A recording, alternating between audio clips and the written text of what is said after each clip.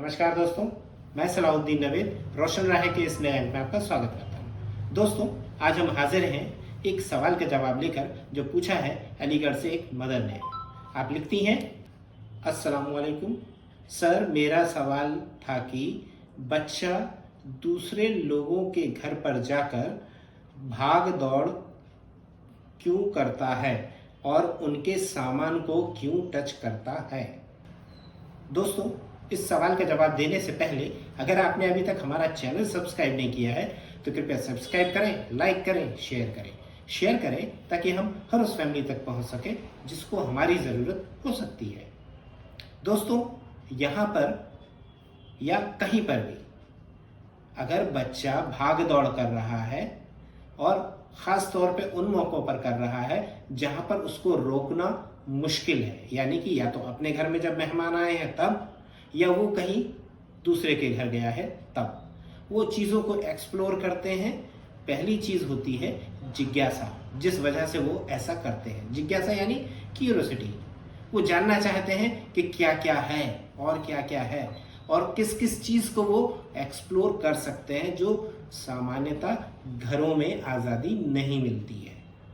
तो वो उस मौके का फ़ायदा उठाना चाहते हैं, उस आज़ादी का फ़ायदा उठाना चाहते हैं कि हम जब तक यहाँ हैं तब तक ज़्यादा से ज़्यादा चीज़ों को देख लें, छू लें, समझ लें, जान लें, उनका इस्तेमाल कर लें, ये करना चाहते हैं।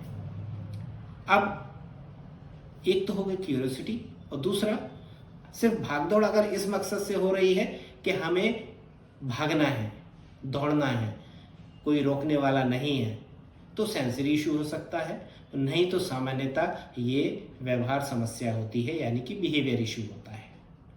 और ये बिहेवियर सिर्फ इसलिए होता है क्योंकि हम बच्चे की क्यूरियोसिटी को प्रॉपरली सॉल्व नहीं कर पाते हैं, या हम उसको रोक नहीं पाते हैं, या हर चीज़ में रोकते हैं।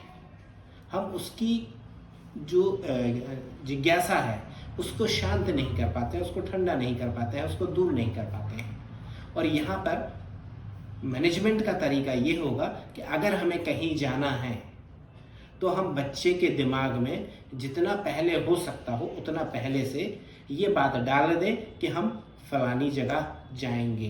अब मान लीजिए अगर हम एक दिन पहले डाल रहे हैं तो हम आज, हमें कल जाना है, हम आज ये इन्फॉर्मेशन देंगे उसको कि देखो बेटा, हमें कल अंकल के यहाँ जाना है, हम शाम को जाएंगे, आप, मैं, पापा 3 लोग जाएंगे और उसके बाद हम वहाँ पर आधा घंटा रुकेंगे।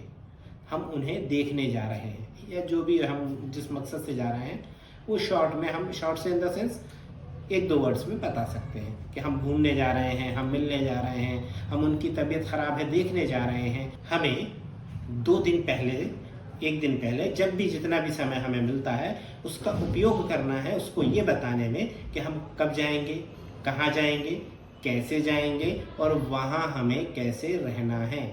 अगर हमें कोई चीज़ चाहिए तो हम मांगेंगे, मम्मी मुझे ये चाहिए।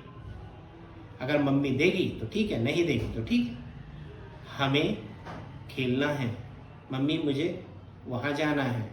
अगर वो परमिशन लेकर जाता है और आप ठीक समझें तो उसको जाने दें, क्योंकि अगर बच्चा है, खेलना चाह रहा है दूसरे बच्चों के साथ या किसी खिलौने के साथ तो खेल सकता है, कोई बुराई नहीं है। लेकिन अगर आपको ये एहसास है कि वो सही तरीके से नहीं खेलेगा, नुकसान कर सकता है, तो फिर हमें परमिशन पहले से ही नहीं देनी है कि नहीं, वहाँ हम आपको खेलने नहीं देंगे। ये माइंड सेट बना के ले जाएं उसको। अगर आप जब इस तैयारी से जाएंगे तो बच्चा बेहतर बिहेवियर करने के लिए मानसिक रूप से या मेंटली प्रिपेयर होगा, तैयार होगा। अब दूसरी चीज़, जब हम वहाँ पहुँच गए तो हम उसे ये याद दिला देंगे इशारों में कि हमने आपको बताया था ना कि हम कहाँ जाएंगे, हम आ गए हैं, अब आपको यहाँ आराम से बैठना है, जो नाश्ता आएगा वो खा लेना, वो हम आपको देंगे, आप खाना। तो ये सारी चीज़ें उसको हम समझाएंगे। अब ये ज़रूरी नहीं है कि वो समझ जाएगा और वैसा ही करेगा, ये ज़रूरी नहीं है, लेकिन ये स्टेप हमको मदद करेगा आगे की स्टेजेस में। अब अगर बच्चा वहाँ पर कुछ बिहेव कर रहा है तो हम उसे ये थ्रेटनिंग या धमकी या डराएंगे कि अगर आपने ऐसा नहीं किया तो हम घर जाकर ऐसा करेंगे। वो चीज़ वैसी होनी चाहिए जिससे बच्चा डरता हो या उसको समझता हो। और फिर ये भी याद रखिए कि अगर आपने कह दिया है तो आपको घर जाकर करना भी है। अगर आपने नहीं किया, बच्चा समझ के छोड़ दिया, तो आप उस बिहेवियर को कंट्रोल नहीं कर सकते। आप उस बिहेवियर को किसी भी बिहेवियर को कंट्रोल नहीं कर सकते अगर आप अपनी बात से मुकर जाते हैं, पलट जाते हैं या अपनी बात को खुद काटते हैं। आप कहते हैं मैं तुझे चॉकलेट दिलाऊंगा, नहीं दिलाते हैं। मैं तुझे आइसक्रीम दूंगा, नहीं देते हैं। मैं तुम्हें पीट दूंगा, नहीं पीटते हैं। तो अगर आप अपनी बात को पूरा नहीं करते हैं तो आप झूठे कहलाते हैं उसकी नज़र में, और फिर वो आपको झूठा ही बना देता है। आपकी कोई केयर नहीं करता, कोई सपोर्ट नहीं करता।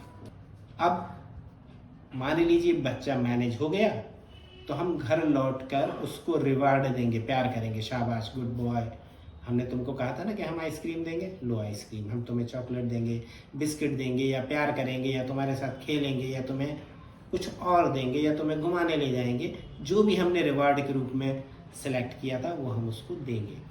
ठीक वैसे ही अगर हमने उसको ये कहा था कि तुम कहना नहीं सुन रहे हो, घर जाके पिटोगे, तो फिर पिटो। ये तय है कि आपको सोच समझकर बोलना है कि आप क्या करोगे, कैसे करोगे और कब करोगे। अगर ये क्लियरिटी आपके दिमाग में है तो आप बच्चे तक पहुंचाइए, और बच्चा उसको समझे या ना समझे, आपको पूरा करना है। जब आप इसको पूरा कर लोगे तो आप देखोगे कि 1, 2, 3 जब वो बिहेवियर होगा, बच्चा आपका सपोर्ट करेगा, वो आपको सुनेगा भी, समझेगा भी, फॉलो भी करेगा। तो ये एक तरीका है। इसके अलावा बहुत सारे तरीके हो सकते हैं, बहुत सारी चीज़ें होती हैं इस तरह के बिहेवियर को समझने के लिए, और इसमें पेरेंटल ट्रेनिंग प्रोग्राम आपकी मदद करता है। तो आप पेरेंटल ट्रेनिंग सीखें, हमारे वीडियोस अवेलेबल हैं, आप उनसे सीख सकते हैं। दोस्तों, इस छोटे से सवाल के माध्यम से हमने आपकी एक बिहेवियर प्रॉब्लम्स को सॉल्व करने की कोशिश की है। उम्मीद है ये आपके काम आएगा। अगर आपने अभी तक हमारा चैनल सब्सक्राइब नहीं किया है तो कृपया सब्सक्राइब करें, लाइक करें, शेयर करें ताकि हम हर उस फैमिली तक पहुंच सकें जिसको हमारी ज़रूरत हो सकती है। दोस्तों, आप देखते रहिए रोशन राहें। मुझे दीजिए इजाज़त। नमस्कार, जय हिंद।